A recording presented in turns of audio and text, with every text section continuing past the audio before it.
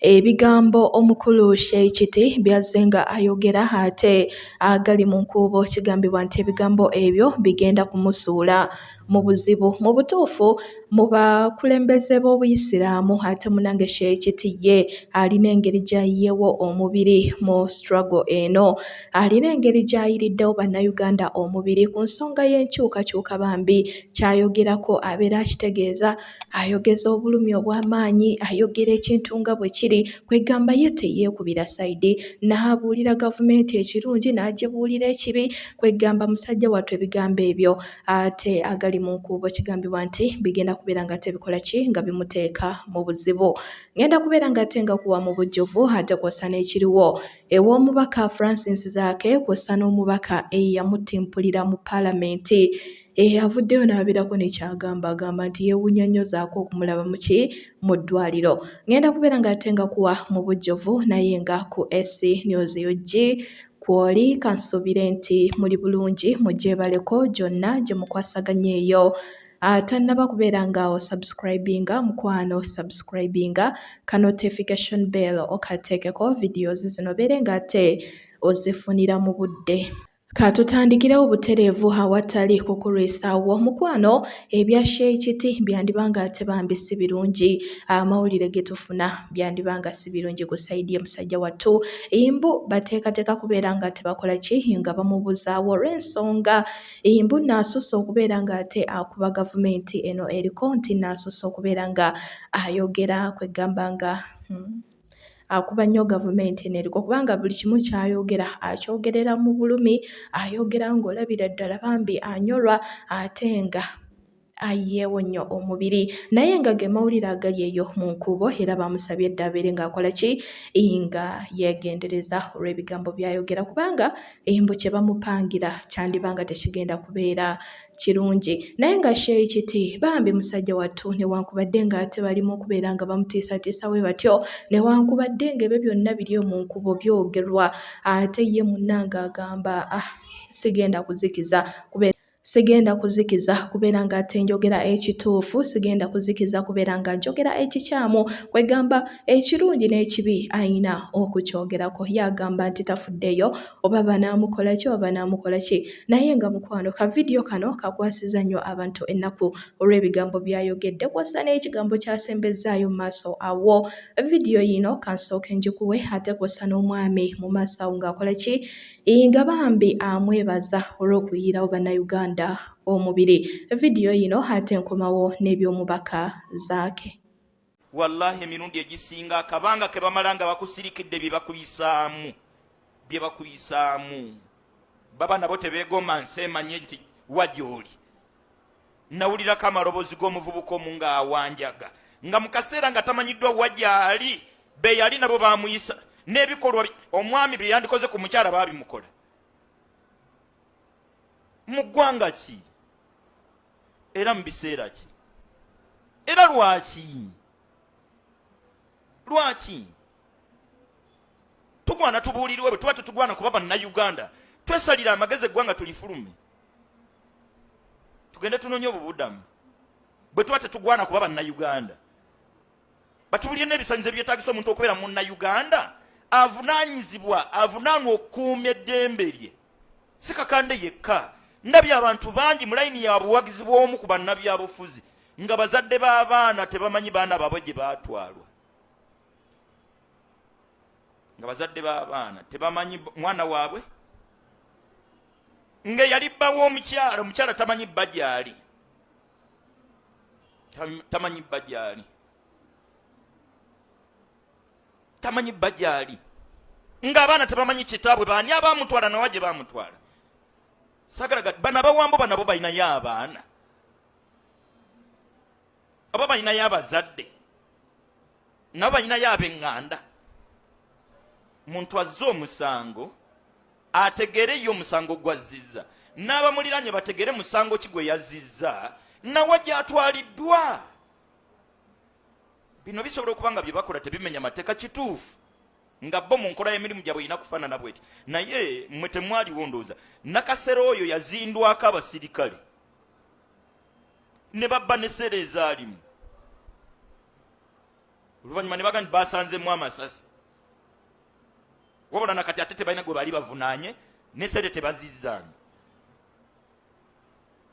kyewuunyisa gwe badde okimanyi nti abasiraamu ffe ennamba ennene esinga mu makomera ag'enjawulo mu kuvunaanwa ebisangosange bitaliiyo abantu bali mu ofiisi bakinnimbuka bukinnimbusi omu kuba ebyokwerindaga nti oyo yagenda bweru yagenda bweru basebo kakando bayagenze bweru mutubuulire tuyinza okwogera byonna nga kakanda ali mu Amerika n'ategeeza mmwe n'atategeeza famire ye mulala yali obasaabaduumizi w'eggye ly'eggwanga yali mu palamenti omu nga basiraamu beemulugunya bali bannabyabufuzi abali ku ludda oluvuganya nga balaga ennamba y'abasiraamu ennene eggweredde mu makomera mu bintuntu ffe buli akubwa amasasi baggukira mu muzikiti Sekamalijani ayina gwe yakuba amasasi Malijani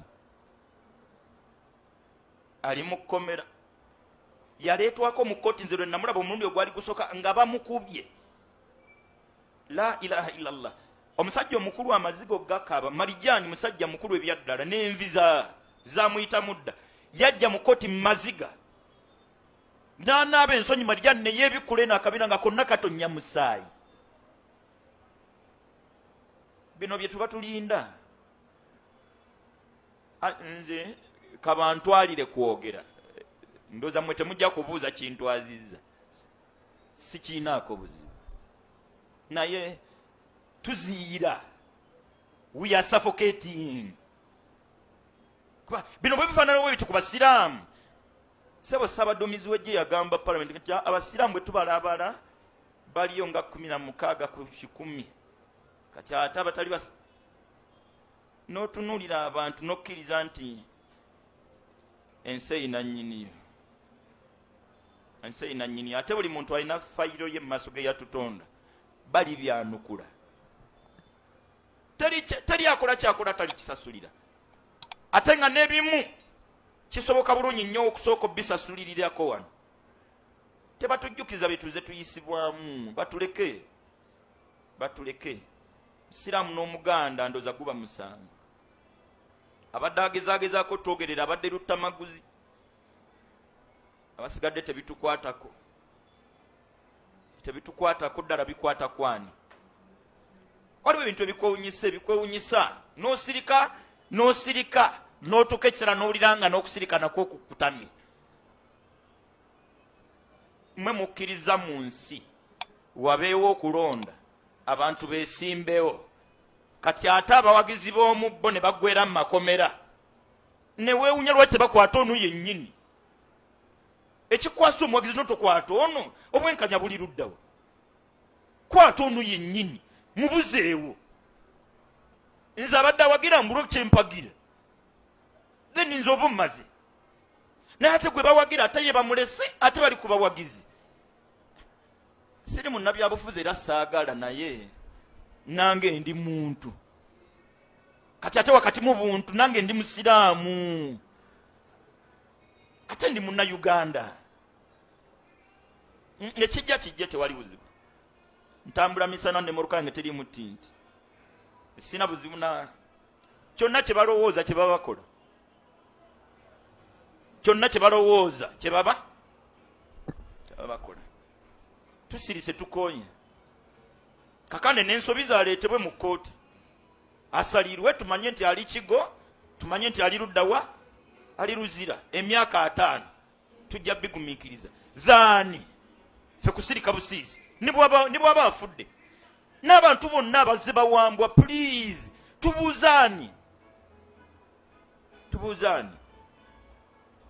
tubuuzaani avunaanyizibwa sijja kusingako awo kkiriza tugabane ebyokuyiga munsasire kano akasembyeyo gwe tebikwatako ate tonsaasira ndeka nvaako tojja kunfiira nze nja okufa ebyange nyina kufa byange bye nateekerwa bwe bamu buwangazi bwange mulimu okukomera tewali buzibu tulinde mama pichako tunayogera batutegwe mmwe mukkiriza mu nsi wabeewo okulonda abantu besimbewo kati ate abawagizi b'omubbo ne bagwera mu makomera ne weewunya lwaki tebakwata ono yennyini ekikwasa omuwagizi notokwata ono obwenkanya buli luddawo kwata ono yennyini mubuzeewo nze abadde awagira mbulwe kyempagire ze ninza oba mmaze naye ate gwe bawagira ate ye bamulese ate bali ku bawagizi siri munnabyabufuzi era saagala naye nange ndi muntu kati ate wakati mu buntu nange ndi musiraamu ate ndi munnayuganda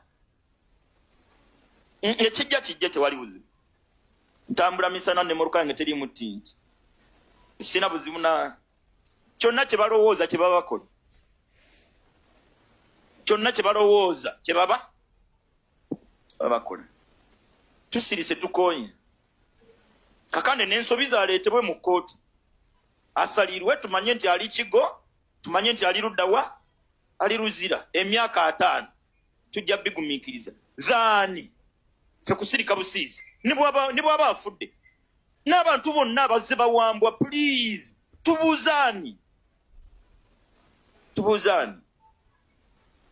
tubuuzaani avunaanyizibwa sijja kusinga kaawo kkiriza tugabane ebyokuyiga musaasire kana kasembyeyo gwe tebikukwatako ate tonsaasira ndeka nvaako tojja kunfiira nze nja okufa ebyange nyina kufa byange byenate. Assalamu alaikum.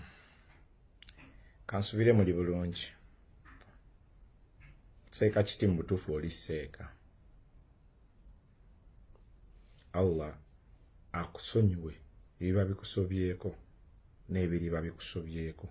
Anyambe Allah akuwejjana. Oli munnaddiini ataliiko kubuusabuusa. Ekinnuma abagenda okuvaayo okuba statement yo abagenda okusooka bagenda kuba basiraamu bannaffe. Basiraamu bannaffe bagenda okuvaayo okunafuya nga balaba gwe kye wakoze mbu wagenze mu byabufuzi. Yahe seeka kiti ebigambo by'oyogera bye birina okwogerebwa munnaddiini. Naye nze kinnuma nti bannaddiini abasigadde abanene abakusinga n'amannya tebasobola batya okufa batya gyali yaabwe ng'ate bakimanyi bulungi nti tulina okufa. Oba oyogedde oba toyogedde naye ate Allah atugamba nti fa ng'oyogedde amazima. Kuba n'ennabbi gwe tugoberera yayimirira ku mazima, yalwana entalo nnyingi ng'ayimiridde ku mazima, yalwana n'emikwano gye n'abantu be yali akkiririzamu ng'ayimiridde ku mazima, ab'ekika kye ng'ayimiridde ku mazima. Abasiraamu battibwa, abasiraamu bawambibwa, abasiraamu bakolebwa mu gavumenti bakozebwa buli ekisembayo. Naye abakulira obusiraamu basheikh babeera kuno ne boogera ne balumba kabaka ne bamuvuma ne bamutoola ne bamuteeka ku ttaka. Naye tebasobola kulumba batutta, tebasobola kulumba batusiba, tebasobola na kujja n'ezo statistics nti ffe tusinga mu makomera, tebasobola. Wallahi nsaba Allah akuwejjana kuba oyogera munnaddiini kyalina okwogera. Oyo munnaddiini bannaddiini bakuumwa amagye naye ate bagenda kufa n'amagye gaabwe weewuunye. Abamu babatta balina n'abakuumi. Sheikh ono bawa manfina bamutayina bodyguard we tayina kye yayogera, battanga abasiraamu nga tayogera. Bangi be basse nga teboogera ne babatta. Kiggundu teyayogera, tewali naye yali amanyi nti Kiggundu ayogera, nnyani yamulaba ng'ayogera naye baamutta. kiti oli kya muwendo kye baatuwa mu busiraamu. Allah alabika we yatwala muzaata n'asitula ggwe, yakusitula. Nsaba Allah kuuma akuwa obuvumu obwogera buli byasobola okwogezesa ng'okyali mulamu byogere, kuba essaawa yejja bajja kukutta oba ojja kufa n'ebibyo, kuba ne bataakutta ojja kufa. Sheikh sirina byakuwa naye nze njogerera ebintu bye nandyagadde sheika wange ayogere, sheika wange aveeyo ayogere, ansomese eddiini nga naawe ogipulakitiisinga, onsomese okufa nga naawe okusuubira, onsomese amazima, ngendere ku mazima nga naawe mmanyi naawe gwe agaŋŋambye ogakola. Sheikh yinza okuba olina ebibi ebyo, naye Allah nsaba akusonyiwa ebibi ebyo. Nsaba Allah akuwe ejjana, ngisabye mu bwesimbu olw'ebigambo by'oyogera ebiraga okulumwa eri basiraamu banno, ebiraga okulumwa eri bannayuganda banno. Naye abasiraamu baggwamu omuti, wallahi billahi abasiraamu be bagenda osooka okukulumba nga bagamba ebyobufuzi mu muzikiti gy'oli. Abali be bakwata abasiraamu si bantu, n'abatali basiraamu onnyonnyodde bulungi, naye ate bo bagenda kukulaba nga onnyonnyodde bubi. Sheikh wange, assalamu alaikum. Allah akunkuumire, akumpeere n'ejjana.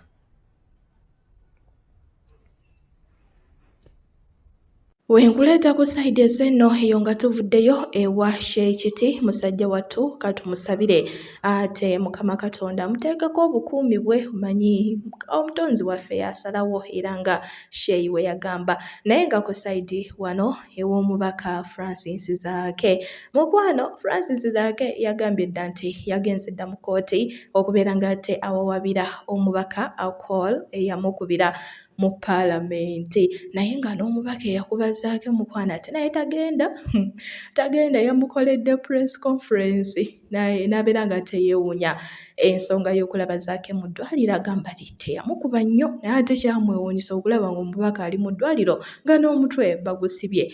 Wuuno mu bigambo bye, naye nga katusooke tuwulize omubaka Zaake by'ayogera ate kw'ossa n'ono omubaka eyamukuba.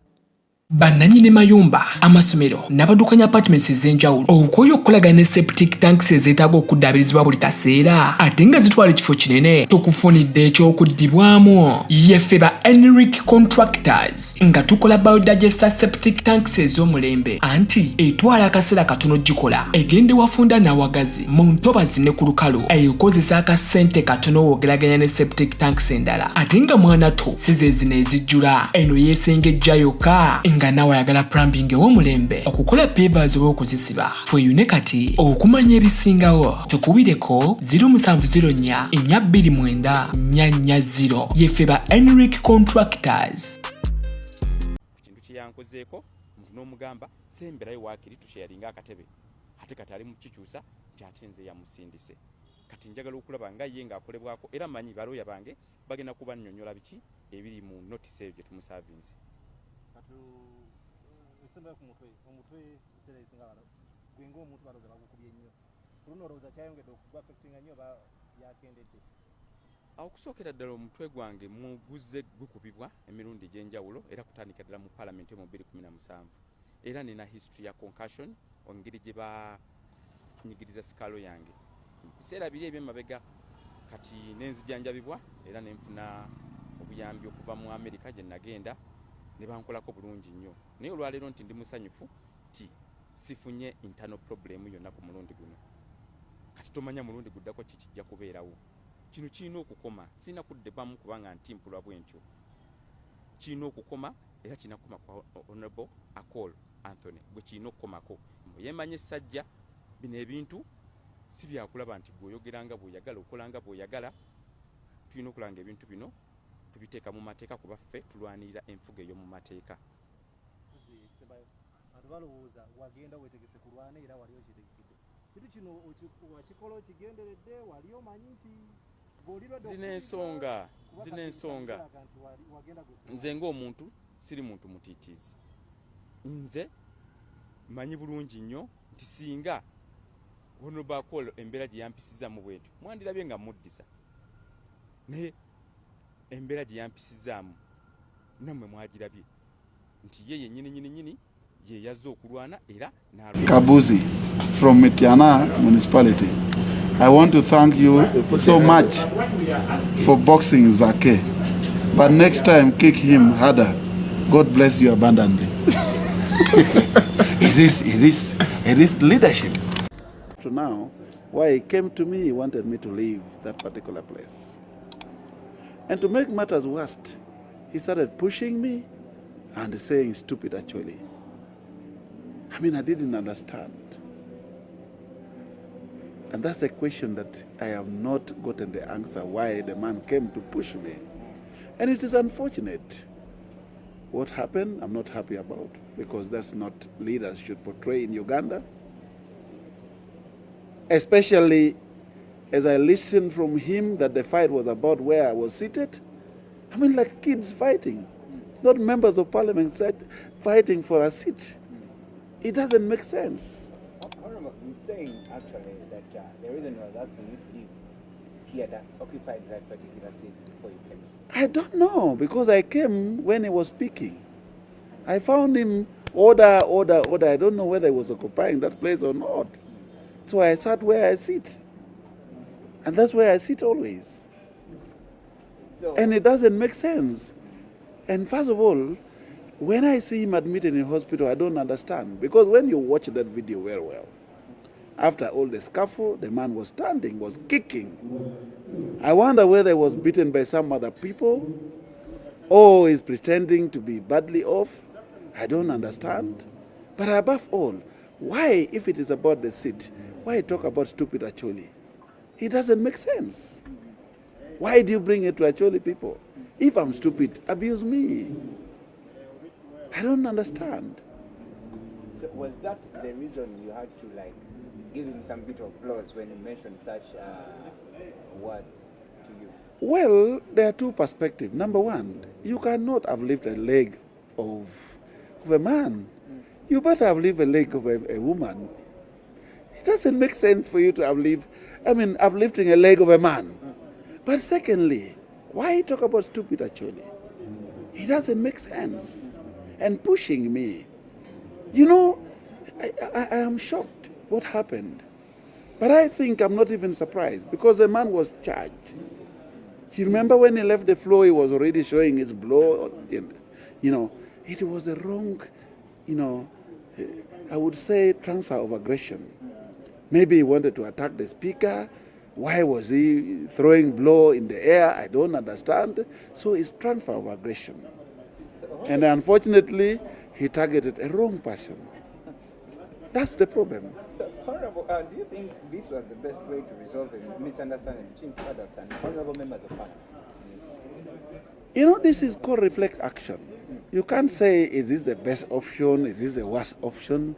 It is called a reflect action. It happens there and then. So the next thing comes to your mind, it's late. It has happened. So you can't tell me, is it a solution to resolve a problem? No, that's not a solution. But when you are attacked, you respond. And that's what happened. Someone would say, actually, this is not the first time it's happening. You're having an encounter with the fellow legislator. It happened in 2017 in Malto. What could be the issue with you? The issue with me is very simple.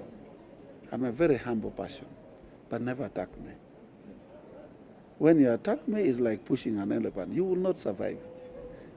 The same thing happened in Odongato. He kicked me. And it's happening with this man uplifting me, pushing me. That you can't survive. But I'm very humble. And you know I don't quarrel with people. When you check my history, I don't quarrel with people. But don't attack me. I defend myself. So, do you regret what happened on Wednesday? No. I'm actually expecting apology from Honorable Zake. Being somebody who is younger than me, actually his age is the age of my children. He's not right at all. Especially in an African setting. When an adult is sitting, even if I was seated where he was seated before, you give that respect. And above all, there was a space near me. And what surprises me up to now, because as he was pushing me, another person came and sat near me. Was it a setup on me? I don't understand. There was no need for him to push me when there is a space near me for him to sit on. He wasn't making sense at all. So why should I apologize? Finally, from me, he says he's actually dragging you to court for beating him up. This is not the first time. People who tried to take me to court, they have failed, especially when you started fighting me. When Odongato went to court, the DPP said it was it was a scuffle. Like this one, he started fighting me. If anything, I want to go to court. So you're also planning to go to court? I don't want to. Why should I? There's no sense in it. But let him go ahead.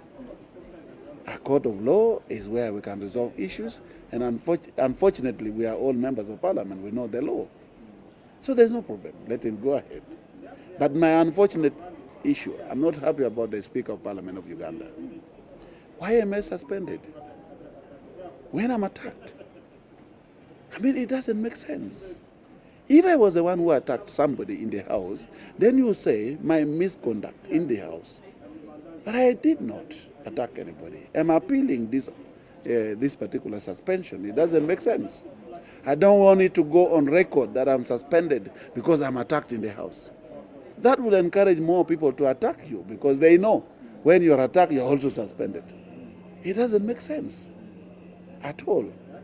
But above all, I'm very disappointed that my contact has been circulated and supporters of NUP are trying to intimidate me, sending me threatening messages that I'm going to be killed, my family will be killed. I don't think. If it was an organized attack on me, maybe by NUP supporters, why do you bring it tribal? You're saying Baganda, and you are saying you are Cholis, you are stupid, you want to support President Museveni. I have never supported President Museveni. If anything, if any passion has suffered under leadership of President Museveni, it's actually people. All our animals has been removed. Up to now, government has never compensated it. Actually, who used to be second up to Uganda in terms of resources became the worst in the country. We have suffered on issue of APA. Up to now, it's not resolved. People have died. Many people have been jailed. We have issues of poverty, that we are now 7% poor in the country. We are the worst in the country. How would you then think, the whole of me, the chairman of Acholi parliamentary group, you are saying we are supporting President Museveni? It is a known case in the country that the tribe that registered President Museveni from the beginning has been the Acholi people. Until 2021, that's when they voted. And he was being supported by the Baganda. So, you are sending me messages, threatening me, threatening the Acholi people, when we are suffering with issues of Balalo, taking over land in Acholi, sub-region. It doesn't make sense. And I think people should not take this as a tribal thing. Not even the parties NUP versus FDC or versus ACOL. I have never had a grudge with the FDC and the NUP. I have never had a grudge with the Baganda. Maybe if there is any problem, I'm wondering whether Zake is a normal human being. Actually, I was requesting, and up to now I'm requesting, he needs to be checked by a mental specialist. How can, a member of parliament come and attack you over where you are seated? A seat. Even my children now in primary school don't fight over seats. And it's unfortunate that this is the news that we fought over where to sit in Parliament of Uganda. But I think I'm coming back to Parliament with emotion. I have been in Nigeria. I have been in the UK. I have been in South Africa and many parliaments. The sitting arrangement in the House is such a way that members have their name on where you sit. And if the House now is not enough, let the Parliament of Uganda get an appropriate space where all the seats are numbered, so that you even know when a member of parliament is absent in the house, his seat is empty. But not members of parliament struggling over seats. It doesn't make sense at all. Because I don't believe that members of parliament can fight over a chair when we can even buy chairs. How? And as if you carried a chair from your home. It doesn't make sense. Completely no. Now that the speaker complained